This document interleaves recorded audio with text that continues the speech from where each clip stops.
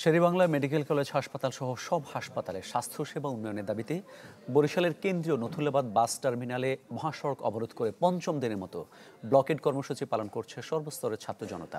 এ বিষয়ে আরও খবর জানাবো, সরাসরি যোগ দিচ্ছেন সহকর্মী কাউসার হোসেন রানা। রানা, মহাসড়ক অবরোধের ফলে জনজীবনে কেমন প্রভাব পড়ছে সেটা একটু জানাবেন। আরেকটা বিষয় জানাবেন, স্বাস্থ্যসেবা উন্নত করা নিয়ে জনগণের যে দাবি, এ বিষয়ে শেরেবাংলা মেডিকেল কলেজ হাসপাতাল কর্তৃপক্ষ কি বলছে?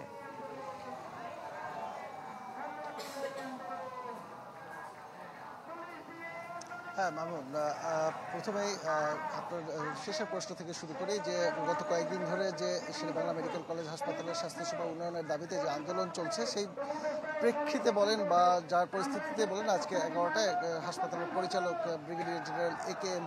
মশিউল মুনির একটি সংবাদ সম্মেলন করেছেন। সেই সংবাদ সম্মেলনে তিনি বলেছেন যে যে সমস্যাগুলো রয়েছে, কিছু সমস্যা স্থানীয়ভাবে সমাধান করা যাবে, আবার কিছু সমস্যা রয়েছে যেগুলো জাতীয়ভাবে সমাধান করতে হবে। অর্থাৎ এই সমস্যাগুলোর সমাধান খুব বললেই রাতারাতি সম্ভব না সমাধান করা, এর জন্য কমপক্ষে 3 মাস সময় লাগবে। তবে একটি বিষয় তিনি জানিয়েছেন যে আজকে 4 জন চিকিৎসকের পদায়ন হয়েছে, অর্থাৎ চিকিৎসক সংকটের যে বিষয়টি রয়েছে সেখান থেকে কিছুটা হলেও উত্তরণের চেষ্টা করা হচ্ছে। এবং আরেকটি বিষয় সেটি হচ্ছে যে স্বাস্থ্য সেবা নিশ্চিত করার জন্য তিনি বহুমুখী পদক্ষেপ নিয়েছেন, সেগুলোর ফলে দ্রুত এর দৃশ্যমান যে উন্নতিগুলো সেগুলো দেখা যাবে তিনি দাবি করছেন।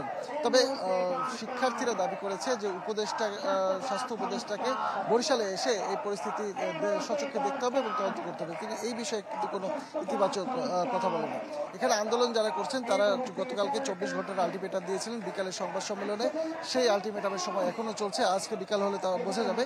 এবং দুর্ভোগের যে বিষয়টি বলছিলেন, সেই দুর্ভোগ কিন্তু আসলে জনগণের যে দুর্ভোগ সেটা আর কি বলার, তারা অত্যন্ত দুর্ভোগের শিকার হচ্ছে। তবে এখানে একটি নতুন বিষয় হচ্ছে যে ঢাকা বরিশাল মহাসড়কের যে বাসগুলো এই এলাকা দিয়ে অতিক্রম করতে, সেগুলোকে ঘুরিয়ে অন্য এলাকা দিয়ে নিয়ে যাওয়া হচ্ছে। এই ছিল এখানকার সর্বশেষ পরিস্থিতি। মামুন, ধন্যবাদ আপনাকে। বরিশাল থেকে জানাচ্ছিলেন সহকর্মী কাউসার হোসেন রানা।